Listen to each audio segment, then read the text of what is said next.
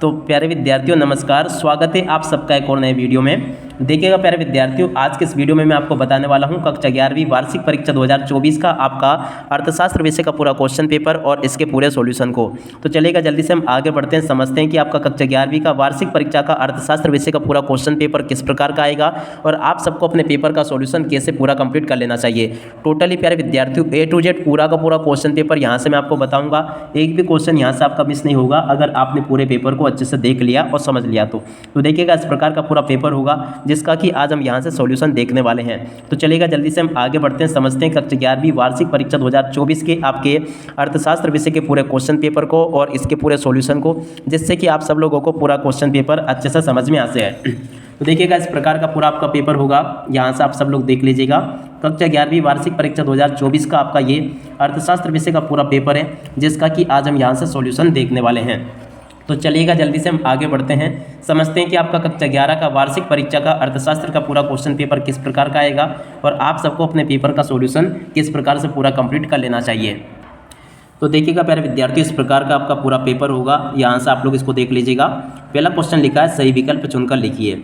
अब देखो सही विकल्पों का चयन आपको कैसे करना है। पहला क्वेश्चन, अर्थशास्त्र आर्थिक कल्याण का अध्ययन है, ये किसने कहा? तो देखो ये कहा था मार्शल ने। अपवर्जी विधि के अंतर्गत तो देखो किसी वर्ग की निम्न वर्ग सीमा को वर्ग अंतराल में समावेशित करते हैं। तो देखो दूसरे का राइट आंसर आपका दा आ जाएगा। आंकड़ों के वर्गीकरण का उद्देश्य है, तो देखो प्यारे विद्यार्थियों आ बा सा दा राइट आंसर होगा इसका। किसी वर्ग में मदों की संख्या को कहते हैं, तो देखो प्यारे विद्यार्थियों इसका राइट आंसर आपका आ जाएगा आवृत्ति। उसके बाद में भारत में विकास योजना कब प्रारंभ हुई? तो देखो इसका राइट आंसर आ जाएगा 1 अप्रैल 1951 को। उसके बाद में देखो 2011 की जनगणना की रिपोर्ट के अनुसार किस राज्य में साक्षरता दर सबसे कम थी? तो देखो इसका राइट आंसर आपका आ जाएगा बिहार। उसके बाद में आगे के कुछ क्वेश्चंस को देखते हैं ताकि आप सब लोगों को पूरा ये समझ में आ सके। तो देखो यहाँ पर आपसे रिक्त स्थानों की पूर्ति पूछी गई है, आप लोग यहाँ से रिक्त स्थानों को देख लोगे। पहला क्वेश्चन, फलनात्मक संबंध चरों के बीच संबंध कहलाते हैं, तो देखो यहाँ पर आपको लिखना कारण तथा प्रभाव। उसके बाद में परिमाप विचलन का मूल्य बिंदु में परिवर्तन से स्वतंत्र है, तो यहाँ पर आपको स्वतंत्र लिख लेना है। कृषि क्षेत्र में बेरोजगारी पाई जाती है, तो देखो अदृश्य बेरोजगारी इसमें पाई जाती है। मुद्रास्फीति से अभिप्राय दीर्घकाल में सामान्य स्तर में की स्थिति से है, तो देखो इसका राइट आंसर आपको लिखना है वृद्धि से है। उसके बाद में देखो योजना काल में शिशु मृत्यु दर 145 से घटकर कितनी रह गई? 42 रह गई।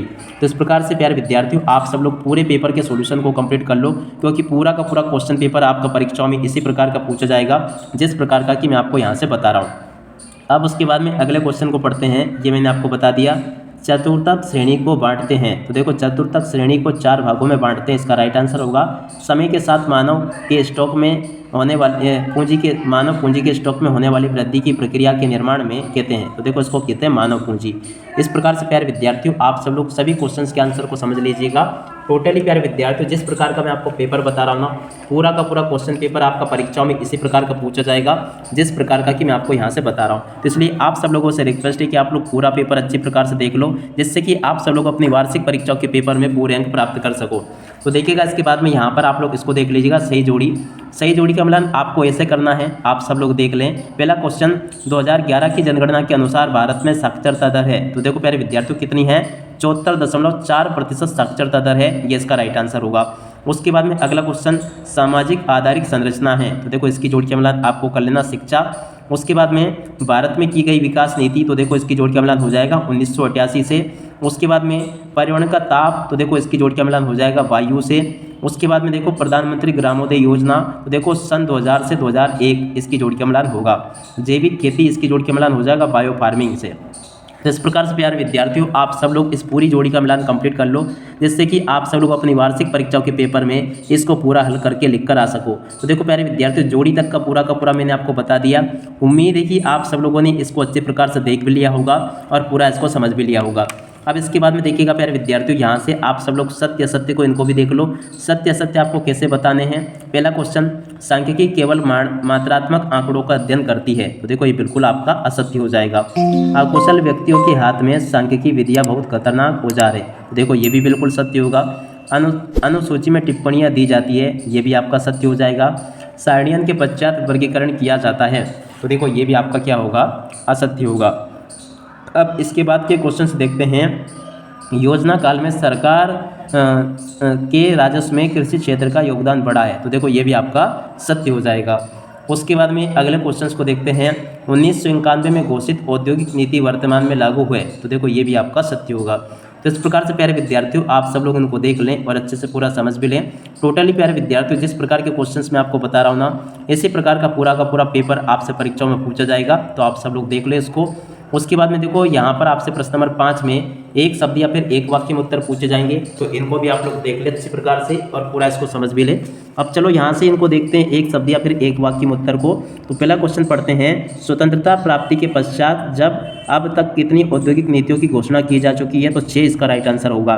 उसके बाद में मध्य प्रदेश की किसी खेती को बायो फार्मिंग के नाम से लागू किया गया, तो देखो वर्मी कंपोस्ट इसका राइट आंसर होगा। HDI का पूरा नाम ह्यूमन डेवलपमेंट इंडेक्स इसका राइट आंसर आ जाएगा। तो ऐसे प्यारे विद्यार्थियों आप सब लोग इन सभी प्रश्नों के उत्तरों को देख लो, जिससे कि प्यारे विद्यार्थियों आप सब लोग अपनी वार्षिक परीक्षाओं के पेपर में पूरे अच्छे नंबरों से पास हो सको। तो देखो यहाँ तक के सभी क्वेश्चंस मैंने आपको बता दिए।